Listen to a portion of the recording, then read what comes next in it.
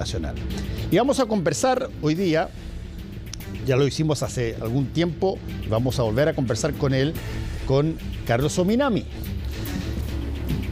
En el marco de estos 50 años, Carlos, gracias por estar con nosotros hoy día de nuevo. Gracias por la invitación, Fernando. Encantado. En el marco de estos 50 años, a mí me ha sorprendido, y te lo digo así bien directamente, me sorprendió y gratamente, para decírtelo, un artículo tuyo donde tú hablabas de la ineludible responsabilidad del socialismo en todo lo que ocurrió en torno al golpe de Estado. Y me encantaría que nos pudieras contar un poquitito a qué te refieres con la ineludible responsabilidad, dónde termina esa responsabilidad, porque ustedes estuvieron después del golpe de Estado, yo me acuerdo, el Partido Socialista fue uno de los partidos que hizo uno de las introspecciones más fuertes de todas. Muchos de los otros partidos de la Unión Popular no lo hicieron. Ustedes hicieron lo que se denominó la renovación socialista en un momento dado, pero eso pasaba por una mirada al espejo y decir, a ver, hey, no nos creamos tan lindos, veamos qué fue lo que pasó. Cuéntanos un poquitito. Bueno, efectivamente la ineludible responsabilidad del socialismo, de la cual yo hablo, tiene varias dimensiones. Tiene una dimensión histórica. Y en eso hay que decirlo con franqueza. El propio presidente Allende se lo dijo al Partido Socialista el día del golpe, antes de morir. Tiene una responsabilidad en el sentido que fue un partido veleidoso, que no apoyó con la suficiente energía, con la suficiente claridad, no tuvo la lucidez para entender plenamente el proyecto del presidente Allende. Yo creo que eso hay que decirlo con mucha franqueza. Fue un partido que, por lo demás, en el momento de la designación de las candidaturas presidenciales, las abstenciones tuvieron más votos que los que obtuvo el presidente Allende. En todo el rodaje del gobierno de la Unidad Popular no tuvo la fuerza, no tuvo la lucidez para entender la esencia profunda de la vía chilena al socialismo que proponía el presidente Allende, que era una vía para ir hacia una sociedad mejor, superar el capitalismo, pero en las condiciones de las instituciones democráticas por la vía del voto popular, algo que no se había hecho nunca en el mundo, que no se ha hecho todavía nunca en el mundo.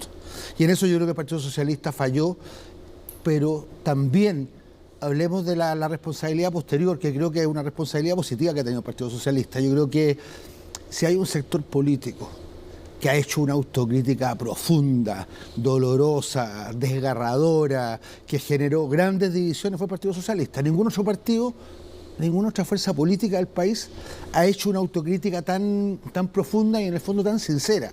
Yo creo que el socialismo da hoy día garantías de que, puesto en las mismas condiciones en que estuvo, no volvería a actuar de la misma manera.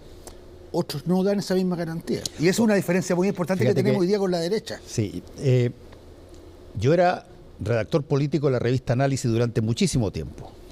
Y a mí siempre me sorprendió que cuando tenía que hablar con del Partido Socialista, tenía 5 representantes. Y más también. 5, y llegaron en algún momento a ser más. Que tenía el de Núñez, el de Almeida, la Chispa, y un montón de otros, en fin. Fue una situación que efectivamente, como tú lo dices, pero resquebrajó profundamente lo que era un partido que llevaba mucho tiempo. O sea, tuvo algo de estallido el Partido Socialista con dos grandes divisiones, que fue la que encabezó Carlos Altamirano por un lado y Vladimiro Almeida por el otro. Pero junto a eso había otras divisiones, como tú señalabas, la coordinadora de regionales, la Chispa, los mandujanos, los comandantes. Había de todo. Ahora, yo reiteraría eso, la capacidad que ha tenido el socialismo de sobrevivir, la capacidad de hacerse una autocrítica muy profunda y yo creo que hacerle un aporte fundamental a la política chilena. Y ahí empiezo a salir de la historia para echar más en el presente. Yo creo que el Partido Socialista fue fundamental para crear las condiciones de la concertación, un encuentro entre los demócratas, como decía el reencuentro de los demócratas, como decía el presidente Elwin, entre el mundo cristiano y el mundo socialista, que habíamos estado pero muy divididos, muy confrontados en el tiempo de la Unidad Popular. Todo eso hizo posible una transición a la democracia pacífica, de las cuales tenemos muchos elementos para enorgullecernos. Y yo creo que hoy día la responsabilidad, yo también me refería a eso, la ineludible responsabilidad del socialismo con este gobierno del presidente Boric, que tiene también como referencia 50 años después al presidente Allende, y que es un gobierno que tiene problemas, que tiene dificultades. Yo creo que no es un misterio para nadie que el socialismo hoy día, en su sentido amplio, está jugando un papel muy determinante en este gobierno, a través de la ministra Toá, que creo que está dando una tremenda pelea en contra de la delincuencia, en contra de la inseguridad, sin complejo, pero con todas las armas de la democracia. Me parece a mí que ella es un aporte fundamental, el aporte de Mario Marcel, lo que hizo Álvaro Elizalde, renunciar a una senaturía para ayudar a mejorar las relaciones complejas entre el gobierno y el Parlamento. Entonces yo creo que hay una responsabilidad muy importante del socialismo, y lo que yo he tratado también de decir, yo no soy historiador, más bien soy un hombre de la política, y lo que quiero también es decirle al Partido Socialista que tiene una responsabilidad con el presente hoy día, con este gobierno, y también para enfrentar lo que hoy día, los riesgos que tenemos hoy día. Hoy día, Fernando, tenemos un riesgo de regresión democrática en este país muy, muy fuerte. Y eso no deja de ser una paradoja, que estemos conmemorando los 50 años del golpe y al mismo tiempo enfrentado a un riesgo de regresión democrática muy, muy fuerte, como se vivió en Estados Unidos con Trump, como se vivió con Bolsonaro en Brasil, como están los amigos argentinos también hoy día con un riesgo con este señor Milei, como pasa en otros países de Europa. Entonces, cuando yo digo la ineludible responsabilidad del socialismo, tiene que ver con la historia, con esta historia turbulenta en la cual cometió grandes errores, pero también tuvo grandes aciertos. El Servicio Nacional de Salud, por ejemplo, es una creación del Partido Socialista a través de un joven ministro, Salvador Allende. Sí, Carlos Omínguez, desde ese punto de vista, te lo voy a preguntar. Alguna vez se lo preguntamos a otro connotado político en la revista Análisis. Se le preguntó: ¿qué te queda de socialista? Le preguntamos a esa persona. Yo sé la respuesta, yo no tengo la misma respuesta. No, esa persona te dijo: me quedan solamente algunos amigos. A mí me queda una expectativa, yo tengo una esperanza. Yo creo que el socialismo sigue siendo una idea bonita. Es una idea hermosa que está todavía en proceso de búsqueda. A mí no me parece que uno tenga que resignarse a que el individualismo capitalista sea, por así decir, el horizonte insuperable de la humanidad. Si uno analiza y piensa lo que ha sido la historia de la humanidad, hemos pasado por regímenes distintos, por formaciones políticas distintas, en términos marxistas, por modos de producción distintos. La humanidad vivió el esclavismo, y en esa época el esclavismo parecía como el orden natural de las cosas. Vivimos después el feudalismo, y después, con mucha violencia, se pasó al capitalismo. El capitalismo también tuvo como partera la Revolución Francesa, con reyes guillotinados, ahí quedó Luis XVI, y el capitalismo fue un progreso de la humanidad con su época. Yo me resisto a pensar de que la historia se detiene ahí, de que la historia se acabó con el capitalismo. Yo creo que se busca, y en eso hay también hay bases como para pensar de que esa no es una búsqueda puramente utópica, ilusoria, absurda. Uno ve, por ejemplo, todo lo que es la socialdemocracia escandinava, países como Alemania, como Francia, que tienen sistemas de protección social, que tienen estados de bienestar. Y eso, Fernando, es también parte de las luchas sociales, es parte también del esfuerzo del socialismo. Ahora, dentro de esa lógica que tú estás diciendo del hito histórico, ¿cuáles son las ideas centrales del actual socialismo, al que tú dices, mira, al que tú respetas y que todavía consiga? ¿Cuáles son las fuerzas motrices que se presentan ante la ciudadanía? Yo creo que es una discusión muy, muy abierta. Yo creo que el socialismo en el cual yo creo no es un modelo, no es algo que uno pueda definir, mira, el socialismo es A, 1, 2, 3, 4, 5. Yo creo que esa idea de modelo fue lo que finalmente terminó pésimo. Terminó en los socialismos reales, terminó en la dictadura del proletariado, terminó en el autoritarismo. Yo creo que el socialismo hoy día tiene que ser capaz de nutrirse de nuevas corrientes, tiene que, por de pronto, tener un compromiso ineludible, fundamental, central con la democracia, que no lo tenía. No. El socialismo chileno tenía una relación ambigua con la democracia. Es verdad. Hablaba de la democracia burguesa, hablaba de la democracia formal, para oponerlo a la democracia sustantiva. Yo creo que en eso la renovación del socialismo hizo un aporte fundamental. También fue una discusión importante entre nosotros. Entender que el mecanismo de mercado, que la gente pueda comprar y vender libremente en ciertos ámbitos, es parte de la democracia. No hay democracia sin mercado. Eso también es un aporte del socialismo renovado, pero a su vez también está la idea de que la práctica socialista puede ir poniendo por delante los valores solidarios. Es la discusión que hoy día tenemos, por ejemplo, respecto del sistema previsional. El mundo de los neoliberales, el mundo de la gente que cree que el capitalismo es el horizonte insuperable de la humanidad, ¿qué es lo que dice? Mire, ¿saben qué más? Simple, que cada cual se la rasque con sus propias uñas. Y de repente, si hay algo por ahí, arreglamos a los que quedaron en el camino. Nosotros decimos que no, que es una idea más bonita, es la idea de la solidaridad, la idea de compartir, la idea de que los viejos ayuden a los jóvenes, la idea de que los que están más enfermos ayuden a los que están más sanos. Es una idea hoy día controversial, desgraciadamente en Chile. Yo creo que hay que reconocerlo, porque en Chile como que nos gusta más la caridad que la solidaridad, y en eso creo que hay un combate cultural todavía muy importante que dar. Sí. Pero yo te diría eso, es la idea, ¿qué es lo que es el socialismo como el fundamento? Una permanente profundización de la democracia y buscar siempre que las soluciones a los problemas de la gente tengan un componente solidario, tengan un componente de acción colectiva. Distinto a lo que la señora Thatcher decía, algo que era brutal, decía, mire, ¿saben qué? Aquí córtenla. Aquí lo único que existe son las familias y las personas. Yo creo que no, yo creo que existe la sociedad, existen las maneras de relacionarnos entre nosotros, de enfrentar las cosas colectivamente porque encontramos mejores soluciones. Y dime una cosa, Carlos, a la luz de cómo tú miras el planeta, digamos, el mundo en ese sentido, el mundo político, tú tienes situaciones bélicas todavía que están, Rusia, Ucrania, en fin. Tienes situaciones donde la democracia genera gobernantes que son de ideas tremendamente contrarias al socialismo o a la comunidad o al comunitarismo antiguo, para ponerlo. O antidemocrática.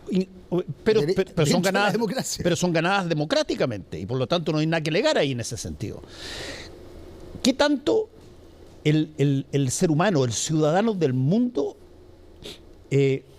percibe los mismos valores que eventualmente se tenían hace 40 años o 50 años? Mira, yo creo que efectivamente hay una lucha hoy día en el mundo, hay una regresión en muchos países. Es lo que yo citaba, lo que vemos en algunos países de Europa, en Polonia, en Hungría, la extrema derecha avanza en Alemania, lo que es un asunto muy complejo, ya muy delicado por la historia que ha tenido Alemania. Están gobernando en Italia, pueden ganar la presidencia en Francia. Es así, yo creo que esto tiene que ver con que la democracia no tiene promesas incumplidas. Hay una cierta frustración con la democracia. Yo creo que la democracia no está siendo capaz de entregar los resultados que de ella se esperan. Hay una cierta desesperación, hay una cierta frustración con esta promesa incumplida. Y las extremas derechas son hábiles en el fondo en utilizar, en manipular estos sentimientos para derivarlos hacia soluciones que no son reales. Todo esto de las soluciones fáciles a los problemas complejos es finalmente un mito que se paga muy caro, pero que funciona. Y ahora, desgraciadamente también está funcionando en Chile. Yo por eso que te insistía, Fernando, yo creo que hoy día estamos frente a un riesgo de regresión democrática muy, muy fuerte en este país. Y en eso me preocupa que yo veo una sociedad un poquito cansada con el debate político, agotada con el debate político, tensionada, electrizada, como dice el presidente con los temas de los 50 años, pero como que muy cansada, que mira todo esto con mucha distancia. En consecuencia, que hay cuestiones muy fundamentales que están en cuestión los derechos de las mujeres, están en cuestión los derechos de los trabajadores, está la posibilidad de proteger la ecología, todo eso está hoy día en cuestión, se está discutiendo en esta semana. Carlos, hay un punto que lo he conversado antes con otras personas sobre esta relación entre el pasado y el presente para entender un poquitito cómo se ha producido el cambio, y tiene que ver en gran medida con que antes de tener una tecnología instantánea de comunicación, donde tú puedes formar grupos y puedes asociarte a un grupo donde todos piensen de la misma forma y por lo tanto tú te creas que estás con la ilusión de la unanimidad. Todo el país cree lo mismo que yo, porque si que todos mis amigos piensan así, así debe ser. Pero antes existía un fenómeno que no solamente eran los partidos políticos, pero existían los líderes. Existían los liderazgos de una manera total y absolutamente distinta a como son hoy día. Y esa situación, yo tengo la impresión de que no tiene una forma muy fácil de volver atrás, porque la misma tecnología comunicacional te genera una suerte de, para bien, creo yo, amplitud en la información desde la fake news hasta los hechos que pueden ser comprobados y verificados. Bueno, yo creo que eso es muy cierto. Tiene que ver con, finalmente, con una tremenda crisis de representatividad, que producto de las redes sociales, la inmediatez de la comunicación, le viene muy mal a la política. La política tiene mucho que ver con la deliberación. La política y la democracia también es lenta. La democracia, el Parlamento es particularmente lento. El Parlamento es aquello que se dedica a hablar, a buscar consenso, a buscar acuerdos, y eso no es una respuesta rápida frente a la inmediatez que exigen las redes sociales, respuestas inmediatas, donde la gente tiene planteamientos que buscan también encontrarse con una respuesta al segundo. Entonces, yo creo que en eso los liderazgos también hoy día están muy a mal traer, son muy difíciles de sustentar. Yo comparto eso y creo que de momento no hay una solución para eso. Los partidos políticos son instituciones que en todas partes, en Chile particularmente, y es una desgracia, pero en todas partes están hoy día muy fuertemente en cuestión. La gente los mira con bastante distancia, en algunos casos con bronca, con bronca, como la casta, que se vayan todos, cosas de ese tipo. Entonces, y los liderazgos hoy día, cuando uno le dicen a él, ¿qué líderes queráis hoy día que mueva multitudes? Son desgraciadamente de repente son más líderes de extrema derecha, líderes populistas que son capaces de imaginar soluciones fáciles y como de seducir a la gente, seducir a la audiencia con estas soluciones fáciles. Hay una cosa que quizás cambió, Carlos, y que yo creo que tiene que ver con llamémoslo así, la expectativa de velocidad de cambio. Como todo es tan rápido hoy día, inmediato. Como todo es inmediato y todo es tan rápido, tú quieres que los cambios que te prometen no sean una cosa que se espere 8 años o 2 gobiernos o 3 gobiernos. Tú quieres empezar a ver que se levantan ladrillos ya y que empiezan a cambiar las cosas. Pensando en voz alta, Fernando, es como una especie de trampa en todo esto, porque claro, esa es la demanda, entonces se trata de responder, y ahí tenemos un poco, no sé qué te diría yo, los liderazgos de matinal. El liderazgo de matinal que en la mañana, entonces a las 7:30 pasó algo, y a las 8 te está proveyendo una solución.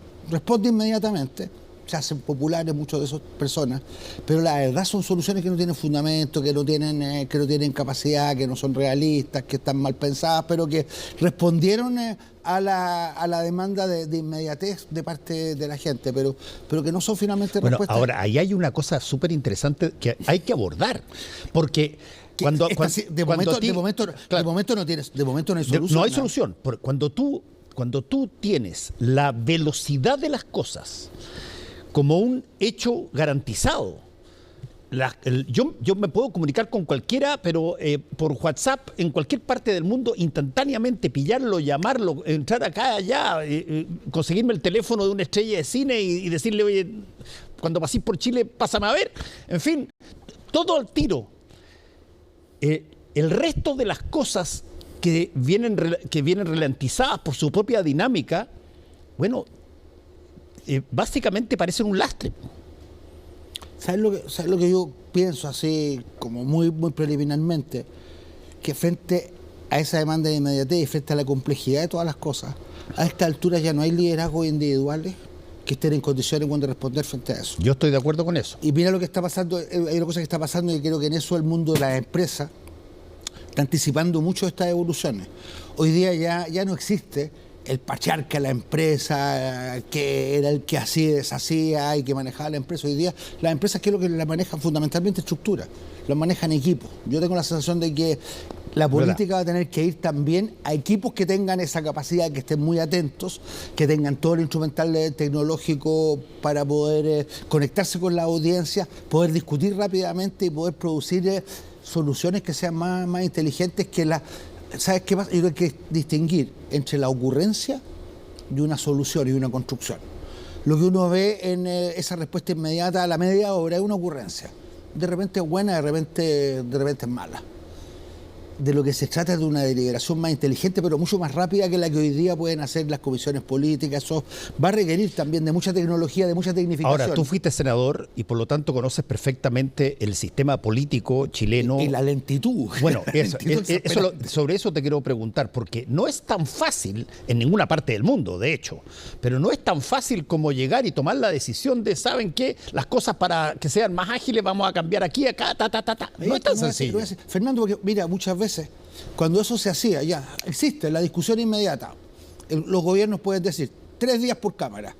Bueno, normalmente las leyes hechas de esa manera salen mal. Salen mal. Y con mucha... Entonces, ¿qué es lo que te pasa? La misma gente... O sea, aquí está la contradicción de todo esto. La misma gente que te pide inmediatez te dice, oiga, senador, pero ustedes no me escucharon.